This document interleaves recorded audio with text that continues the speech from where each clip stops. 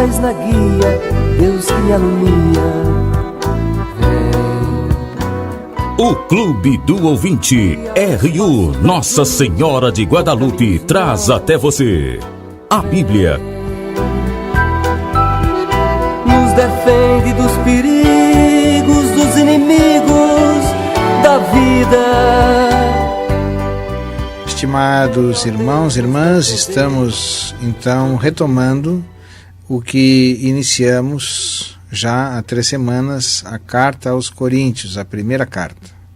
Estávamos na 4ª demonstração retórica que falava em deixar o homem ser homem e a mulher ser mulher, sem repetir, mas Paulo entra nessa polêmica, né? E na segunda parte, a ceia do Senhor, capítulo 11, versículos 17 a 22, onde nós temos a primeira narrativa, historicamente, cronologicamente, a primeira narrativa da instituição da Eucaristia, onde Paulo diz praticamente aquilo que nós ouvimos na missa, na consagração. E Paulo diz que não devemos abusar, como eles abusavam, dos mais pobres, porque eles concentravam as refeições que se realizavam antes da Eucaristia para aqueles que eram mais conhecidos na casa, na dependência que chamava átrium, e deixavam os outros na rua, no triclinium. E assim eles estavam abusando dos pobres na ceia do Senhor. Além disso, eles abusavam do próprio Senhor quando eles não repartiam, pelo menos na Eucaristia, aquilo que tinham. Diz Paulo, então, isto é o meu corpo, que é para vós, fazei isto em memória de mim. Este é o cálice da nova aliança em meu sangue, todas as vezes que dele beberdes, fazei em memória de mim. Ele diz que isso ele recebeu do Senhor, né? Diz não por revelação direta, mas pela tradição derivada de Jesus Cristo. Paulo recebeu da comunidade aquilo que ele transmite. Então ele diz que cada um se examine antes de comer o pão e beber o cálice, pois aquele que bebe sem discernir o corpo bebe a própria condenação. Então, que mais que ele diz? Quando vos reunirdes para a ceia, esperai uns pelos outros. Se alguém tem fome, coma em sua casa, a fim de que não reunais para a vossa condenação. Depois, então, Paulo vai entrar na 5ª demonstração retórica, onde ele começa com uma matéria de princípio, é sobre os dons. Diz ele, quando eres gentios, estavas irresistivamente arrastados pelos ídolos mudos. Agora ele diz, por isso eu vos declaro que ninguém, falando com o Espírito de Deus, diz anátema seja Jesus. Ninguém pode dizer Jesus é o Senhor a não ser no Espírito. Então esse é o princípio, falar no Espírito a respeito dos dons que ele vai dissertar de agora em diante. Capítulo 12, versículo 4 a 11. Então ele fala que é uma diversidade de dons, é o mesmo Espírito. Há uma diversidade de ministérios, mas o Senhor é o mesmo. Diversidade de modos de ação, mas é Deus que realiza tudo em todos. Então, cada um recebe o dom de manifestar o dom, o Espírito para a unidade de todos. Dá o dom da sabedoria, a outro da ciência, a outro da fé, a outro dom das curas, a outro dos milagres, a outro das profecias, a outro discernimento dos Espíritos. São alguns. E, por fim, o dom de falar em línguas, que parece que era o dom que provocava maior prestígio e maior frenesi, vamos dizer assim, entre os coríntios, que ele coloca como último, ou seja, aqueles dons que são tão próprios dos pentecostais, Paulo coloca em último lugar, em primeiro lugar a sabedoria, a ciência, a fé. Esse é o princípio. Há uma certa hierarquia de dons, embora haja diversidade. Depois ele vai nos falar que todos formam uma unidade. Ou seja, na 2ª demonstração retórica, aliás, na 3ª parte dessa 5ª demonstração retórica, no capítulo 12, versículos 12 a 26, Paulo vai dizer que o corpo é um, não obstante, tem muitos membros, mas todos os membros do corpo, apesar de serem muitos, formam um só corpo. Então, Paulo lança essa comparação com o corpo que já Menênio Agripa tinha lançado a respeito da relação dos romanos com o imperador em Roma, numa certa rebelião que houve na região chamada Aventino. Não é que Paulo queira acalmar todos com eles, mas apenas está mostrando que nós formamos uma unidade. Diz: todos fomos batizados num só espírito para ser um só corpo. Judeus e gregos, escravos e livres, todos bebemos de um só espírito, quer dizer, o batismo. Todos. Então, é natural a diversidade de ministérios, de serviços e até de movimentos e pastorais na igreja, mas todos formam um. Ninguém deve dizer que é melhor que o outro. O corpo não se compõe de um só membro, mas de muitos. E eu dizia, estou retomando, né, que não pode o olho dizer à mão: não preciso de ti, a cabeça aos pés: não preciso de vós.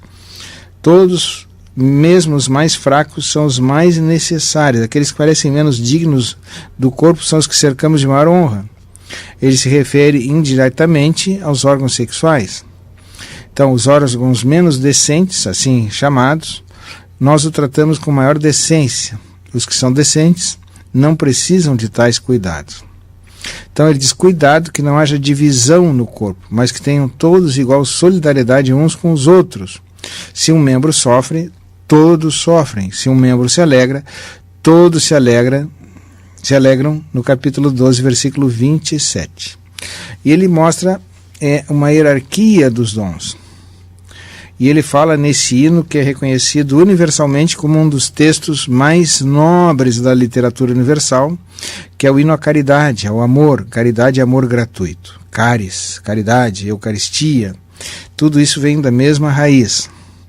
Então diz Paulo, e eu tinha lido: ainda que eu falasse línguas, as dos homens, todas as línguas, se eu não tivesse caridade, seria como o bronze que soa, ou seja, um sino. Ainda que eu tivesse o dom da profecia, conhecimento de todos os mistérios e toda a ciência, se eu não tivesse fé, ainda que tivesse fé a ponto de transformar montanhas, se eu não tivesse caridade, nada seria. Ainda que eu distribuísse todos os meus bens aos famintos, ainda que eu entregasse meu corpo às chamas, se eu não tivesse caridade, isso nada me adiantaria, mesmo sendo mártir, entregar o corpo às chamas. Aí ele vem as características da caridade, que é a parte mais nobre desse texto. Caridade é paciente, prestativa, não é invejosa, não se ostenta, não se incha de orgulho. Então, uma série de negativas que a caridade não entra. Primeiro, ela é positiva, ela é paciente e prestativa. Depois, os negativos: não inveja, não se ostenta, não se incha de orgulho. Que mais? Nada faz de inconveniente. Não procura o seu próprio interesse, não se irrita, não guarda rancor, não se alegra com a injustiça, mas se regozija com a verdade. São os aspectos, então, que a caridade não tolera e não entra. Tudo aquilo que causa fricção, agressão ou estranhamento entre nós. O egoísmo.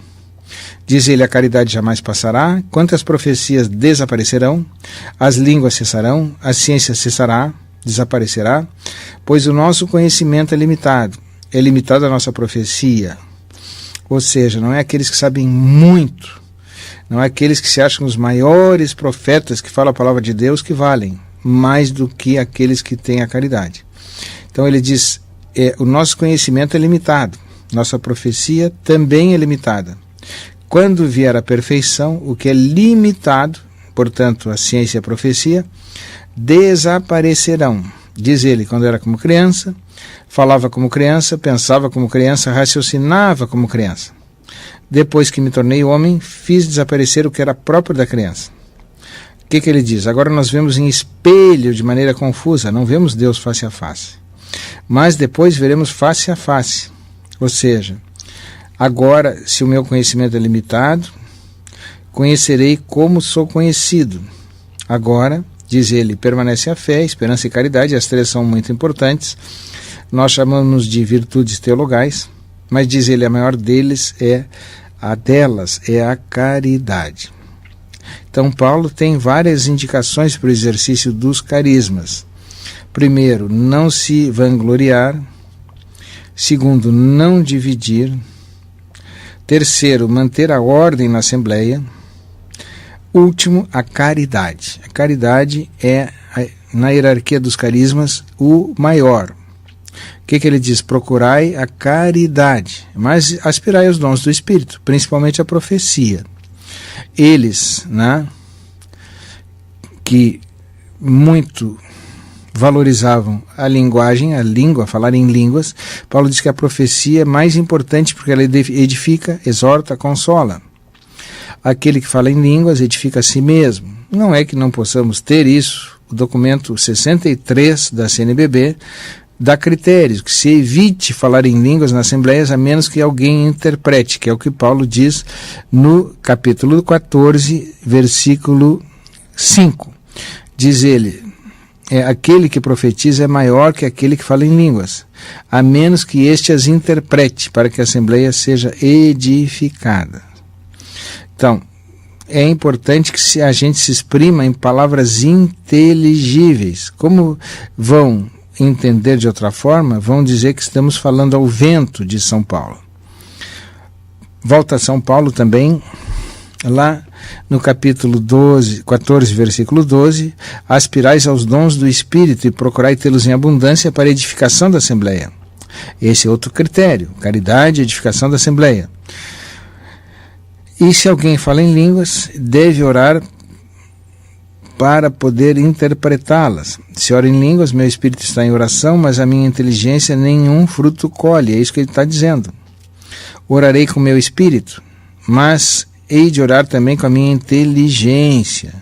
Cantarei com meu espírito, mas cantarei também com a minha inteligência. Ou seja, esses fenômenos de êxtase religiosa, quando a pessoa perde a própria consciência daquilo que fala e diz, aquilo não é útil nem para ela nem para os outros, embora seja na maneira de entender psicológica, um transbordar da nossa capacidade de falar aquilo que vem de Deus, ou seja, existe quase como se fosse uma reverberação, uma acústica, um circuito circular, embora seja pleonasmo dizer isso, de tudo aquilo que nós gostaríamos de dizer e não temos no nosso limite condições de dizer porque é coisa que vem de Deus. Mas é preciso interpretar, senão de nada eu posso dizer um monte de coisas de que vem de Deus, mas não entender nada nenhum. Então, Paulo não nega o dom das línguas. Ele diz, sem dúvida, tua ação de graças é valiosa, mas o outro não se edifica quando ele fala em línguas. O que ele diz mais? Dou graças a Deus por falar em línguas. Mais do que todos vós, também Paulo tinha esse dom. Né? Então, as línguas podem ser um sinal para aqueles, não para os que creem, mas para os que não creem. A profecia, ao contrário, não é para os incrédulos, mas para aqueles que creem.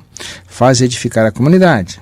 Então, por exemplo, se a igreja se reunir e todos falarem em línguas, os simples ouvintes, os incrédulos que entrarão, não dirão que estáis loucos.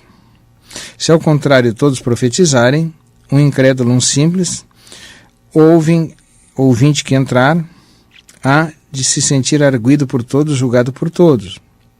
Então o que ele diz? A profecia é compreensível e é útil para todos, mesmo aqueles que não são da comunidade estão chegando. Quais são as regras práticas? Recapitulando, diz o capítulo 14, versículos 26 até o 40, tudo se faça para a edificação da comunidade. Então, tudo se faça para a edificação além da caridade. Ele recomenda inclusive que as mulheres que falavam muito falassem em casa, estivessem caladas. Isso é um fenômeno estranho, porque Paulo não rejeita as mulheres. Na verdade, ele tinha até 2 diaconisas, a Febe em Cencreia e a Lídia em Filipos.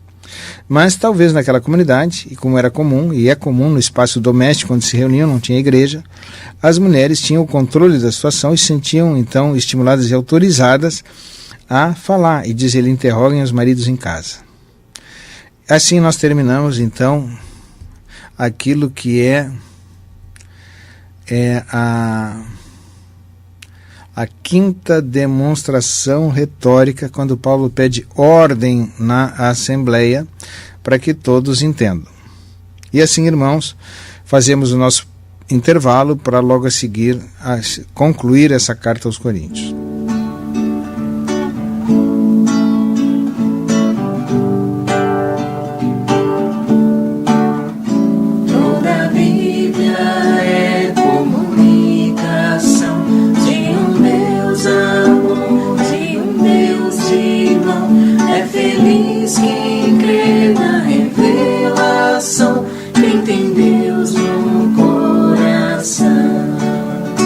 Jesus Cristo é a palavra, pura imagem de Deus Pai.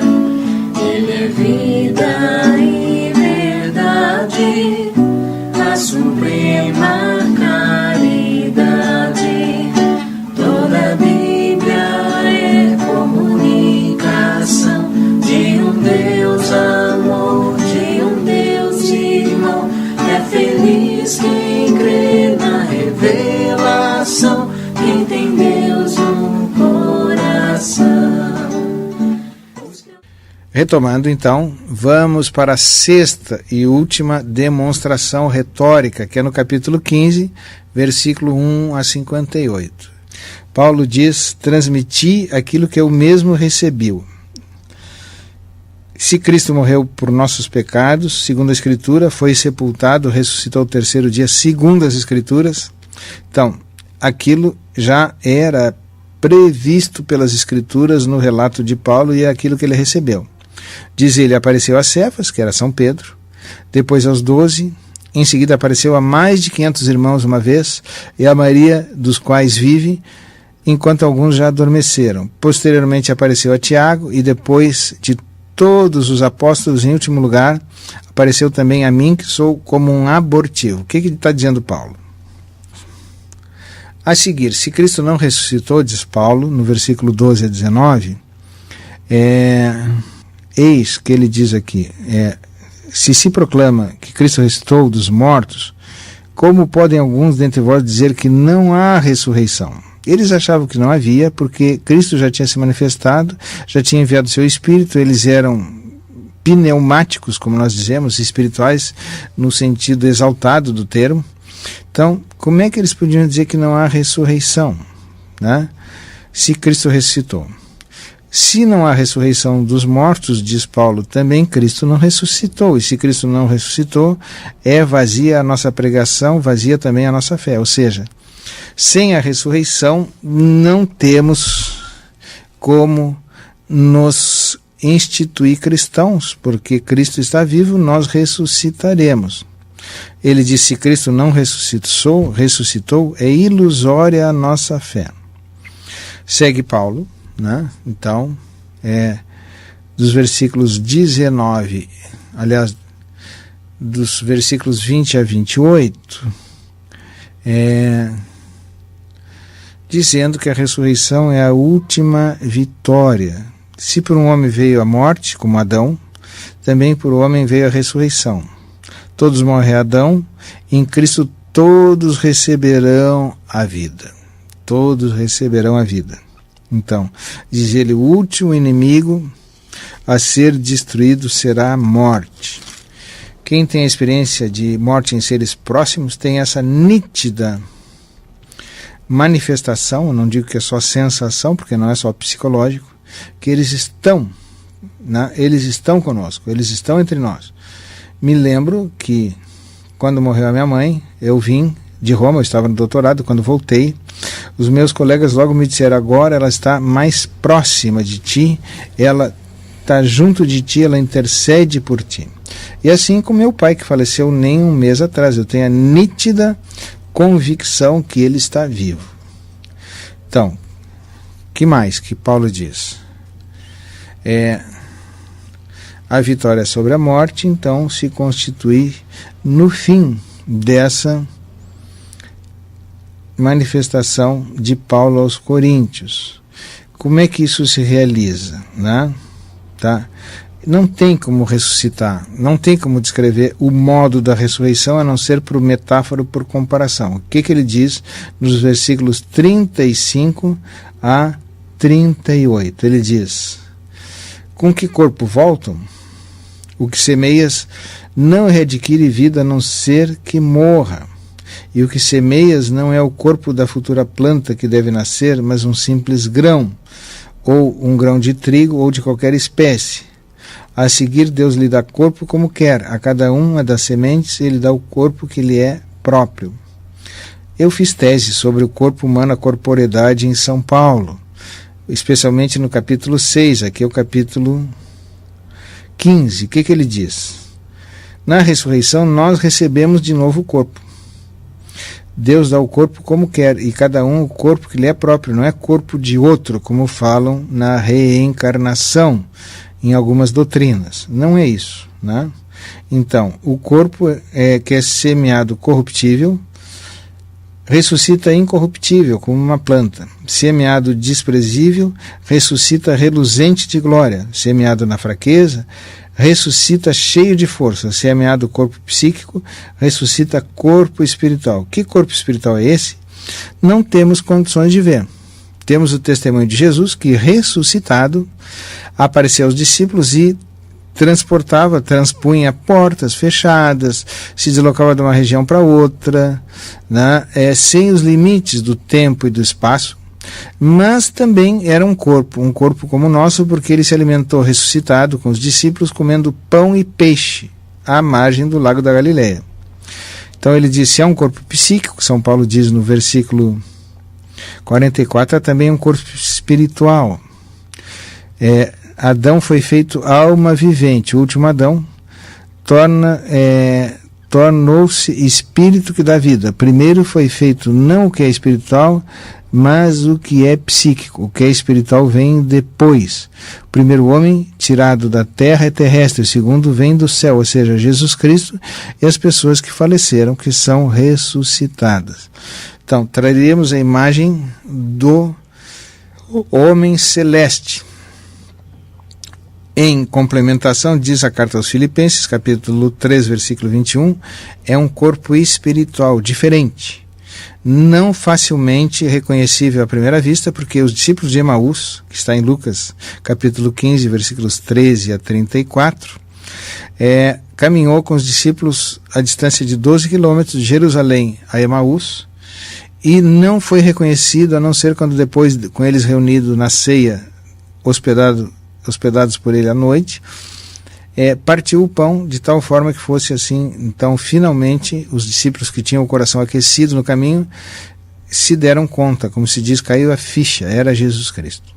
Madalena, quando ele aparece lá no Evangelho de João, capítulo 19, lá no fim, pensa que ele é o jardineiro e que ele tinha escondido Jesus, quando na verdade era o próprio Jesus. Apenas se dá conta que é ele quando ele diz Madalena, e ela diz meu Senhor, Rabuni, Rabuni. Então vamos ressuscitar a imagem do homem celeste. Mais que isso não podemos descrever, porque não temos capacidade com o nosso limite. Então diz Paulo, no triunfo da vida, no triunfo do corpo, no triunfo do ser humano. Diz que a morte foi absorvida na vitória. Diz ele, morte, onde está a tua vitória? Morte, onde está o teu aguilhão? Então, assim Paulo conclui a carta, pedindo uma coleta para aqueles que eram pobres de Jerusalém, como já tinha feito em Galácia, e agora em Macedônia, uma coleta, e descreve seus planos de viagem, ou seja, ele quer atravessar Macedônia, e quer por fim ir, pede que eles permaneçam em Éfeso, porque se abriu uma porta larga de perspectivas. Ele escreve aos Coríntios lá de Éfeso, diz aos Coríntios que Timóteo vai ter com eles, e uma última recomendação é que reconheçam a família de Estéfanas, talvez fosse até o tesoureiro da comunidade, hipoteticamente, que eram as primícias, ou seja, dos primeiros convertidos de Acaia, ou seja, a Grécia hoje. Então ele cita alguns elementos aqui que ele conhecia, Estéfanas, Fortunato e Acaico, pois supriram a sua ausência, ele trabalhava em equipe. Saúda-nos a igreja da Ásia, saudações do Senhor em Áquila e Priscila, e a igreja que se une em torno deles. Saudai-vos uns aos outros com um beijo santo. E ele diz que a saudação é do meu próprio punho, diz Paulo. Lógico, ele provavelmente escreveu com a ajuda de um escrivão que nós chamávamos amauense. E aqui no início ele cita com quem ele escreve, né? Eu estou procurando, o nome era o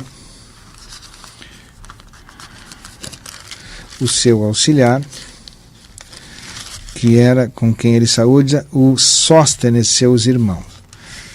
Então, aqui terminamos a carta aos Coríntios. Na próxima vamos abordar uma carta a mais complexa de Paulo, mas também a mais profunda teologicamente, que é a carta aos Romanos. Guardamos então essa mensagem dos Coríntios: ordem nas assembleias, bom comportamento, ética, hierarquia dos dons, apóstolos, profetas, doutores, sabedoria, profecia.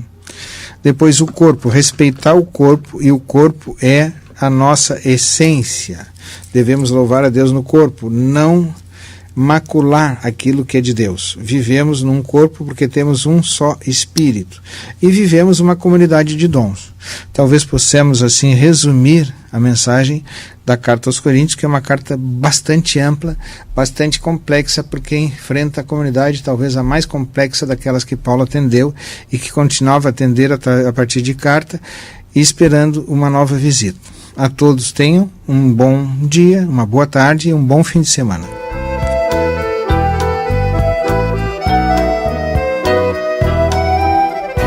Luz na frente, paz na guia, Deus que me alumia. Seja um missionário da evangelização. Participe do Clube do Ouvinte. Um oferecimento Rádio Universidade, uma emissora da Arquidiocese de Pelotas. Dos inimigos da vida, vem, ó Deus, nos defender, nos proteger. Vem.